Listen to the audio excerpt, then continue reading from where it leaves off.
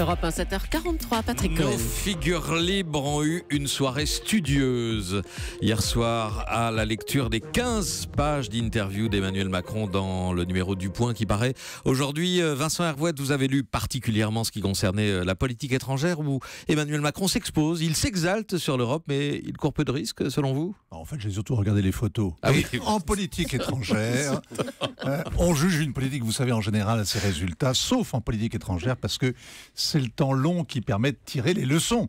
Et en 100 jours, c'est à peine le temps de se présenter. 100 jours, ce n'est rien, sauf quand il y a Waterloo au bout, qui est l'exemple absolu de la catastrophe en politique étrangère, puisque la France se retrouve occupée, endettée, divisée et discréditée pour longtemps. On n'en est pas là, même si les sondages peuvent rappeler la retraite de Russie.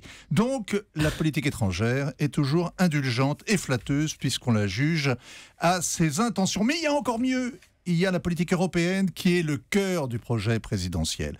Le projet européen ne peut pas échouer puisque c'est une utopie. C'est même le paradis du déni. On voit ça au petit matin des conseils européens. En cas de blocage, de dilemme insoluble, eh bien on met la poussière sous le tapis. C'est le métier des diplomates. Et Bruxelles est le paradis de la sémantique. Le projet européen ne peut pas échouer. Au pire, il est ralenti. Alors justement, Emmanuel Macron prétend sortir l'Europe de sa léthargie. Alors dans cette interview, il rentre pas dans le détail, notamment ses projets pour la zone euro. On sait qu'il veut un budget, un ministre des Finances, un Parlement, etc. Mais il donne le cap. L'Europe puissance qui rivalise avec la Chine, avec l'Amérique. C'est une idée très française. Pas sûr qu'elle plaise à nos voisins anglo-saxons ou scandinaves. Emmanuel Macron ne doute de rien, il faut oser prétendre. Nous devons être forts pour pouvoir changer l'Europe en profondeur, ce qui sera l'objectif du trimestre à venir. Changer en profondeur en 100 jours, une machine aussi bloquée, ça c'est un défi. Et ce nous de majesté, c'est un nous singulier. La France ne fait pas l'Europe comme au temps de Napoléon.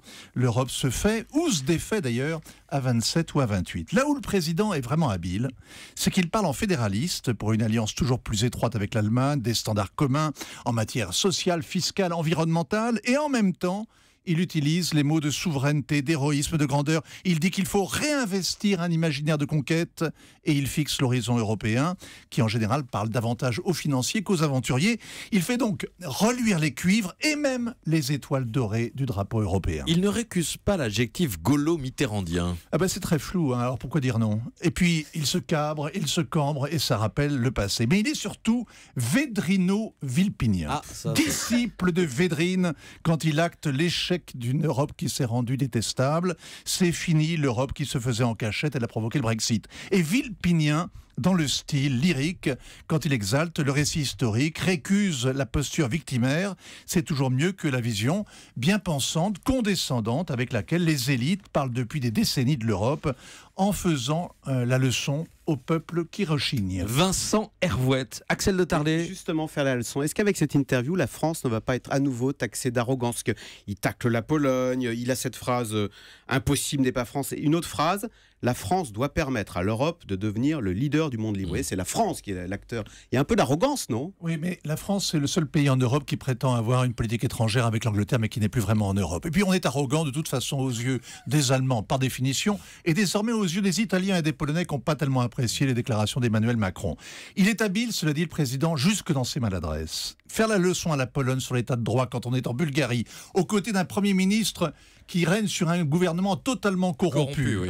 Eh bien, il faut oser, ça ressemble à une boulette, mais ça plaît aux Français qui détestent les Polonais, et ça plaît aussi à l'Allemagne qui est en campagne, et à Angela Merkel qui ne peut pas le dire. Europe 1.